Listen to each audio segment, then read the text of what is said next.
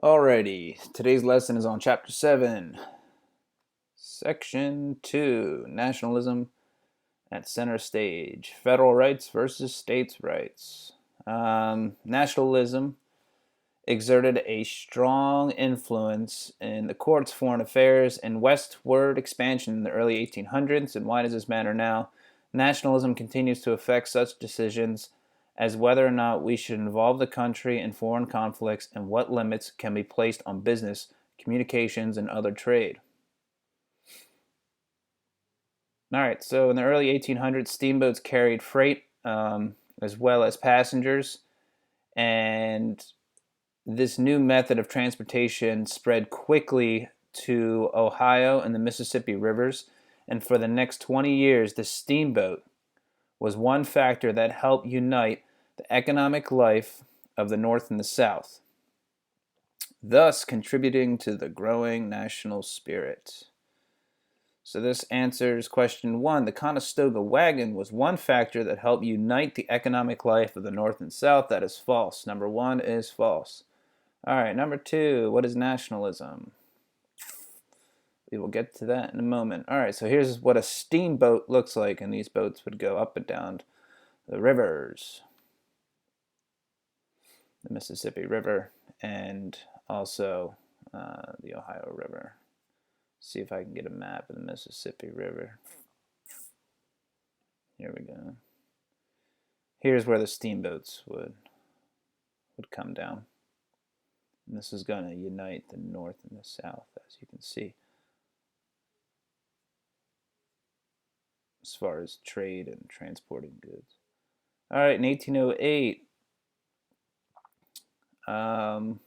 let's see, in 1808, Robert Fulton and Robert Livingston received a charter from New York that gave them the right to run steamboats on the rivers in that state, and they profited a lot from this state charter.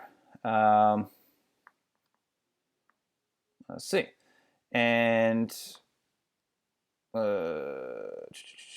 so they profited a lot from the state charter, which granted them a monopoly, exclusive legal control of that area by charging steamboat operators for licensing to operate on various stretches of river. Then you got this guy, Aaron Ogden. He was licensed as a steamboat captain in New York to New Jersey, and he believed that he was the only operator legally entitled to run steamboats across the Hudson River. Then you got this other guy named Thomas Gibson that began to run similar services in the same area, claiming that he was entitled to do so accordingly by the law. So you got Aaron Ogden is going to take Gibson's to court to stop him, but however, in 1824, the Supreme Court ruled that only the federal government could regulate interstate commerce. So in other words, Ogden's exclusive right granted by New York was not legal since the route crossed state lines. So this is where you're going to get into interstate conflicts. More importantly, by clarifying that Congress had the authority over interstate commerce, this decision, this court case, helped ensure the federal government has the power to regulate just about everything that crossed state lines. So the states do not have control over what another state can do. So in modern life, that authority means everything from air traffic to television to radio waves to interstate cellular communication. In addition, this decision led to future rulings favoring competition over monopolies. Monopoly is when you have one business controlling all aspects of that trade. So in our time, maybe Amazon might be considered a monopoly. I mean, technically it's not, it's still in business, but I mean, it dominates the online purchasing and selling of goods.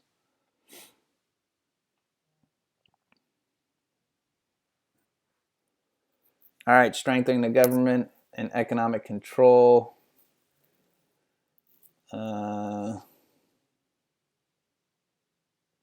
Micklock versus Maryland in 1819. Um, as Gibson's and Ogden's after Gibson and Ogden's court case, Chief Justice John Marshall also had guided the Supreme Court in a ruling that strengthened the federal government's control over the economy. The court's ruling also supported the national government over state government. So, national government, the federal government, has power over the state government. So, in this court case, Maryland had levied heavy taxes on a local branch of the Bank of the United States, hoping to make it fail. So this Chief Justice Marshall declared that if this were allowed, states would, in effect, be overturning laws passed by Congress. So the Chief Justice denied the right of Maryland to tax the bank, stating that the power to tax is the power to destroy. He declared the Bank of the United States constitutional. So a state bank cannot levy heavy taxes on a national bank. Under Chief Justice Marshall, the Supreme Court made several rulings that block state interference and business and commerce as well. This even went as far as overturning state laws.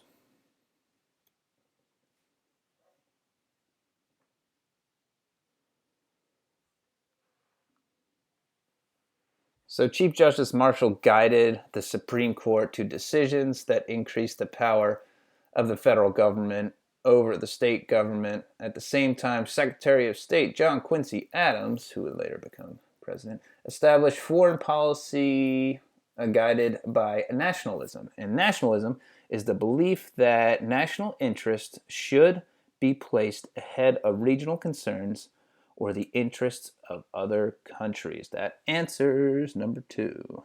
Number two, the belief that national interests should be placed ahead of regional concerns or the interests of other countries.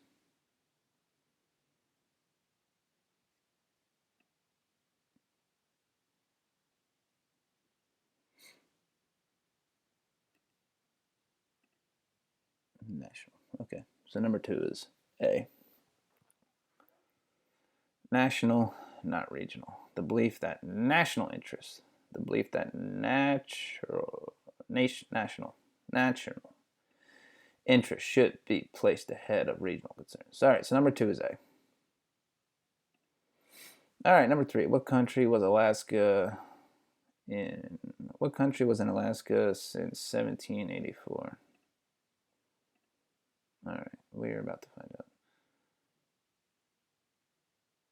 All right, so working under President James Monroe, Adams prioritized the security of the nation and expansion of its territory. To further these interests, Adams worked out a treaty with Great Britain to reduce the Great Lakes fleets of both countries to only a few military vessels. So Great Britain's going to have their navy stationed in the Great Lakes region. The Rush-Bagot Treaty of 1817 eventually led the United States and Canada to completely demilitarize their common border. So there's going to be no military between Canada and America. That's what that treaty is going to eventually lead to. Adams also enraged the Convention of 1818, which fixed the U.S. border at the 49th parallel up to the Rocky Mountains. Finally, he reached a compromise with Britain to jointly occupy the Oregon Territory, the territory west of the Rockies, for 10 years. All right, so what John Quincy Adams was doing as the Secretary of State was expanding and laying out the laws of the American West and I guess the American Northwest. Um, and he's creating all these treaties with Great Britain and also Canada. I'm pretty sure Canada was. I'm pretty sure Great Britain was in control of Canada at that time. But he was carving out all this territory, and he was saying, "Hey, this is the Oregon country right here. This is going to be claimed by the U.S. and Great Britain. This was British territory back then. Eventually, we would take over that." And you can see the Convention of 1818 with Great Britain, including the new North border. So this is going to be including in the new North border, but this used to be British territory. But it looks like Spain was still in control of Florida and Mexico region right here. Adams Treaty of 1818 with Spain. So this is my 1819. I think this is when we acquired Florida. Let's go ahead and move on to that. There remained one outstanding piece of business. Most Americans assumed that Spanish Florida would eventually become part of the United States. And in 1819, too weak to police its new world, Spain seceded Florida. Spain seceded Florida to the United States on the Adams-Onis Treaty and gave up its claims to the Oregon Territory. All right, cool. So this is when we are going to acquire Florida, and when I say that, in 1819. Pretty important. Florida is one of my favorite states. All right, after Spain and Portugal defeated Napoleon in 1815, that was going to be in France, these European powers wanted to reclaim their foreign colonies in Latin America. Meanwhile, the Russians had been in Alaska since 1784, and they were establishing trade posts that what is now in California. So the Russians were in Alaska since 1784. That answers question number 3. Number 3 is B. What was the Missouri Compromise? I don't know. Let's figure that out. All right, with Spain and Portugal trying to move back into their old colonial areas, and with Russia pushing from the northwest, the United States knew that it had to do something. Many Americans were interested in acquiring northern Mexico and the Spanish colony of Cuba. Moreover, the Russian action posed a threat to American trade with China, which brought huge profits. Hence, in 1823, a message to Congress, President Monroe warned all outside powers not to interfere with affairs in the Western Hemisphere. They should not attempt to create new colonies, he said, or try to overthrow the newly independent republics in the hemisphere. The United States would consider such action dangerous for peace and safety. At the same time, the United States would not involve itself in European affairs or interfere with existing colonies in the Western Hemisphere. These principles became known as the Monroe Doctrine.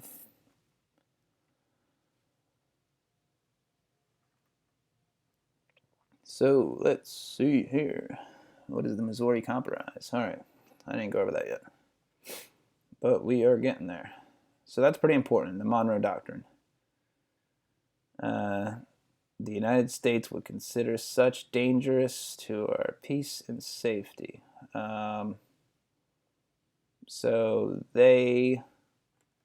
America does not want outside powers to interfere with our Western Hemisphere. That's what is known. And the United States would not involve itself in European affairs or interfere with existing colonies in the Western Hemisphere. So that's what the Monroe Doctrine is. That is a very important piece of our history, which will come up later on in further lessons. So here's our Western Hemisphere over here. So they didn't want other nations getting involved here. And they also said if there was already an established territory there from another nation, we weren't going to get involved.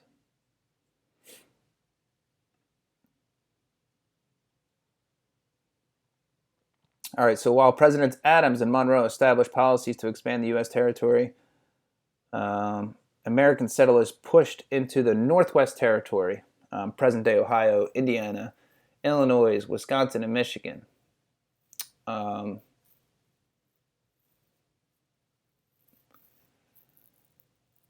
So they were going to turn like prairie lands into farms and waterfronts into cities.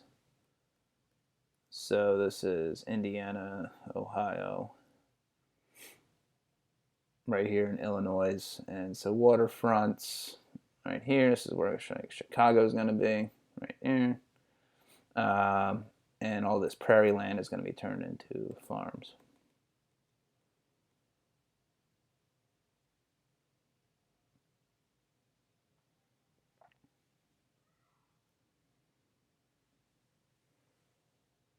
All right, so while some settlers went west to escape debts and even the law, most pushed westward onto the search of economic gain for land, not only plentiful for fertile, but for cheap. They also, social gains were made. For example, one could change occupations more easily on the frontier. So one person could change their job more easily on going out west.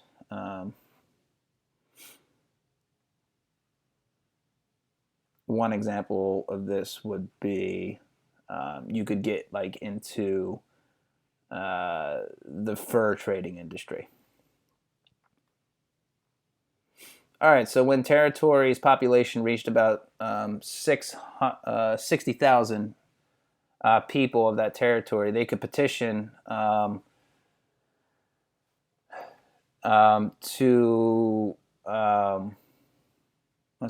admission into the Union and draft a state constitution. So once a territory hit 60,000 people, that territory could petition to become a state.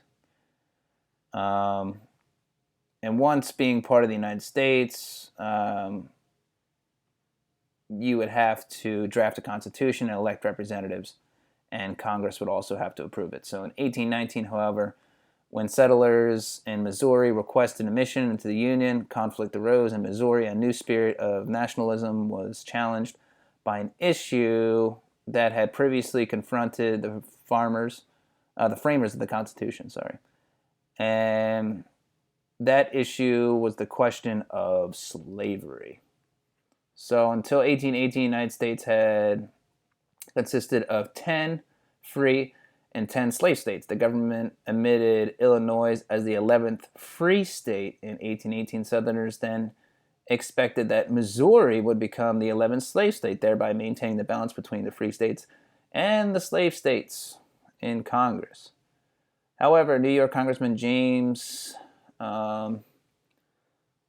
Talmadge amended the Missouri statehood bill that required Missouri to gradually free its slaves. A bill that was passed in the House. Southerners perceived this as a threat, and blocked the bill's passage in the Senate. As arguments raged, Alabama was then admitted into the Union as a slave state with 11 free and 11 slave states. Missouri's status became crucial to the delicate balance. All right, so this is the big compromise.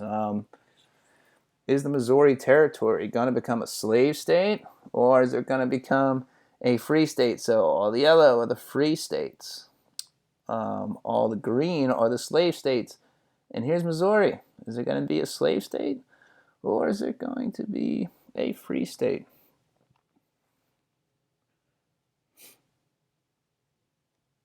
All right, the slaveholding states claimed that Northerners were trying to end slavery. Northerners accused Southerners of plotting to extend the institution into new territories. Hostilities became so intense that at times people were on both sides even mentioned a civil war to put an end to the Union.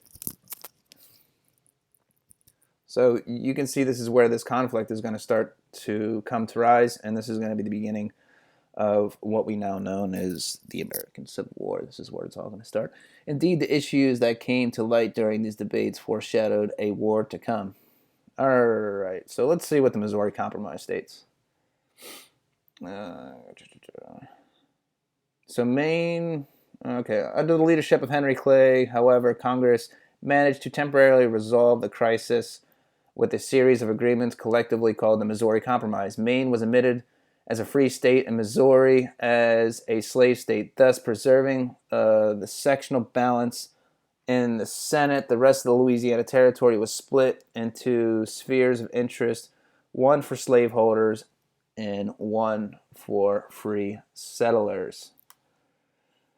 The dividing line was set at 3630 north latitude. South of the line, slavery was legal. North of the line, except Missouri, slavery was banned. All right, so that's the Missouri Compromise right there. Thomas Jefferson was among those who feared for the Union's future after the Missouri Compromise. His words would prove prophetic.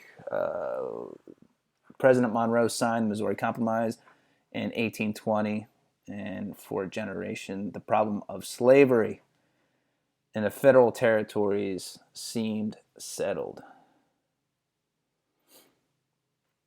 So this is just going to be a temporary solution to a bigger problem. So they created the Missouri Compromise of 1820, and in 1861, America is going to be in a full civil war because of this issue. So they were just kicking, essentially they were just kicking the can down the street. They should have solved it right then and there. So let's go back to question 4. What was the Missouri Compromise? Number B, Maine was admitted as a free state, Missouri as a slave state, thus preserving the sectional balance of the state. B. Number 4 is B. Number 5, what was the dividing line separating the states in the South and the northern states where slavery was banned except Missouri? It's going to be the 3630 north latitude. 3630 B. It's number 4, B. Number 5, B. So that ends your lesson. Let's take a look at this map again. 3630 Missouri Compromise line is right here. So anything below that is going to be slave states. Anything above it is going to be a free state.